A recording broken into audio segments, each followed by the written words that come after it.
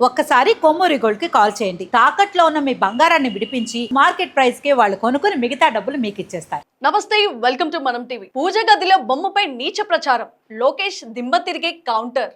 ఉగాది పర్వదినం కుటుంబం అంతా కలిసి సంతోషంగా పండుగ జరుపుకుంటున్న వేళ నారా లోకేష్ తన పూజ గదిలో తీసిన ఓ ఫోటోను సోషల్ మీడియాలో పంచుకున్నారు.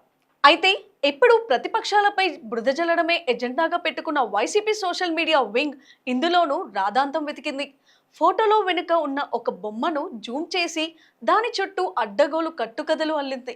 ఏకంగా లోకేష్ ఇంట్లో క్షుద్ర పూజలు చేస్తున్నారంటూ తన పైశాచికత్వాన్ని, దిగజారుడు రాజకీయాలను మరోసారి బయటపెట్టుకుంది. పచ్చకామెర్ల వాడికి లోకమంతా పచ్చగానే కనిపించినట్లు కుతంత్రాలు చేసే వారికి పవిత్రమైన పూజ గదిలోనూ అపవిత్రతనే కనిపించింది. ఆ బొమ్మ ఏదో వింతగా ఉందంటూ, దేవుడి గదిలో అలాంటి బొమ్మలు ఎందుకున్నాయంటూ వైసీపీ ఫేక్ బ్యాచ్ సోషల్ మీడియాలో పెద్ద ఎత్తున దుష్ప్రచారానికి తెరతీసింది. రాజకీయంగా నేరుగా ఎదుర్కోలేక పండుగ పూట ఒక పవిత్రమైన పూజా కార్యక్రమాన్ని సైతం వివాదం చేసి రాజకీయ లబ్ధి పొందాలని చూసిన వైసీపీ బ్యాచ్ పైత్యం అంతా ఇంతా కాదు. అయితే ఈ వికృత ప్రచారంపై నారా లోకేష్ తనదైన శైలిలో స్పందిస్తూ వైసీపీ మూకల చెంప చెల్లుమనిపించారు. ఎక్స్ వేదికగా ఆ బొమ్మ వెనుక ఉన్న అసలు నిజాన్ని, ఓ తండ్రి ప్రేమను, పసివాడి భక్తిని ప్రపంచానికి తెలియజేశారు.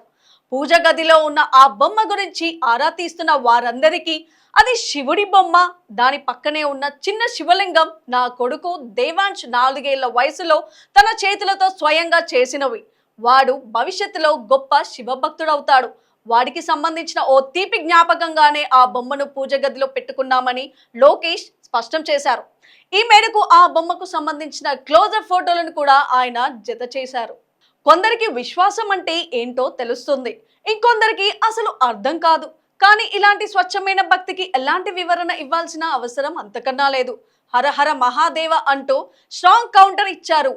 రాజకీయాల్లో విమర్శలు, ప్రతిమర్శలు సహజం. కానీ పండుగలు, పవిత్రమైన పూజలు, ఇంట్లోని పసిపిల్లల జ్ఞాపకాలను కూడా వక్రీకరించిన పైశాచిక ఆనందం పొందాలనుకోవడం కేవలం వైసీపీకే చెల్లింది.